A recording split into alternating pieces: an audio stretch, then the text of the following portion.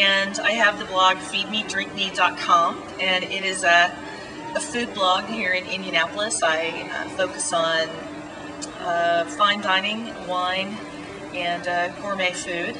And I was to ask how we got started. I was to answer how did we get started. I actually found that I used to run into interesting deals or interesting dishes I wanted people to try or interesting recipe tidbits, and I was that person that's always sending out like 20 emails a day to all of their friends, and a blog just seemed like a natural way to kind of put that up and share that with the world. And over the years, it's been really gratifying to talk to chefs and to talk to restaurant patrons and people who love great food, who say that I've helped them find great places to eat and really helped kind of crystallize the nascent food scene here in Indianapolis. So. And see, I took my love. I'm Tom Britt with thatgeist.com, and I took my love from my community. You know, Geist is kind of a community without any boundaries, really. We don't have a mayor, we don't have a city government, we don't have a school, we don't have a post office, but we had a sense of community at Geist, and so I kind of built a blog around the community of Geist, and that was about 5 years ago. And just really just made it as a platform for the residents of Geist to be able to communicate about local issues, about dogs pooping in my yard, or about traps in my backyard for the muskrats in the lake.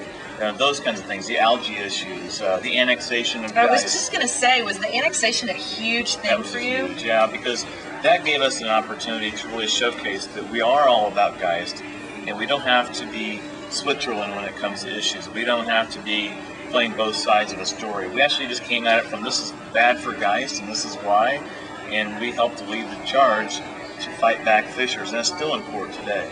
I think you just said it though, you don't have to be Switzerland, and I think a lot of bloggers feel like they have to either, it has to be all opinion or it has to be all informational, but at the end of the day, you can take a stand, and you can, I do a lot of informational blogging, which is, this is a great store, this is a great restaurant to try, or here's some really terrific information about a recipe or about how this works, or a local producer, but I'll also be the first one to say, man, I had a really disappointing experience at this place, and here's exactly what went wrong, and I can only hope that they go in and see that and realize that it needs to be fixed, but it's an opinion. But you're doing it for the right reasons, too. I mean, you're kind of, as a blogger, or the person who's kind of running a blog, like I do with that Geist, it's kind of on your shoulders to make sure that you lead the group, and that you tell people what they need to know.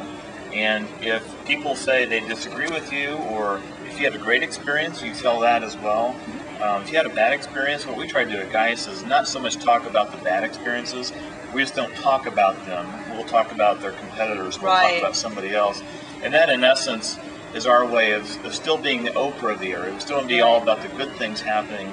We're just not really pushing anybody down that didn't do so. Well, and I think that comes to knowing your audience, because that approach is the popular approach, and it's the smart approach in your case, but it's also the approach that the majority of publications take when it comes to food and restaurants. So I came out from the beginning and said, not only am I not going to just soft pedal and not review some place that I had bad meal or bad service, I'm actually going to come out and say, don't waste your time or money going here until they change these things. And that's what set me apart very early on, because people would say, oh, finally somebody actually said it. And I think that's an issue. We've talked so much this conference about community, and it's just an issue of knowing your community and knowing what they want, because in other situations and other blogs, they just say, that's not what we want to be all about. So in closing, what would be your one tip to tell a blogger? Stay true to yourself. Blog for yourself. Blog for information that you really think needs to get out there. And someone in the last panel said, or you said it, blog and do it really great. Do something that no one else is doing that provides information. I just stole your line there, didn't I? You're fine. But my one takeaway tip to people that want to blog is just do it. You'll figure it out. Yes. Don't do a marketing plan, a business plan, and say I don't have my blog up yet. You can do a blog in 2 minutes and figure it out as you go. Don't get all hung up on the technology and all the little bells and whistles. Yeah, just do it. But be true to yourself. Be true to yourself. Be true to yourself and be happy with what you're doing. And also, I would say, be consistent. Once you start, keep going, because once you stop, you're going to lose momentum. And just have fun. That's the main thing. Have fun. Me too. This is just like natural. You guys done this before? We've known each other all in usually less on than that side 24 of- hours. Yeah. Thank you very much.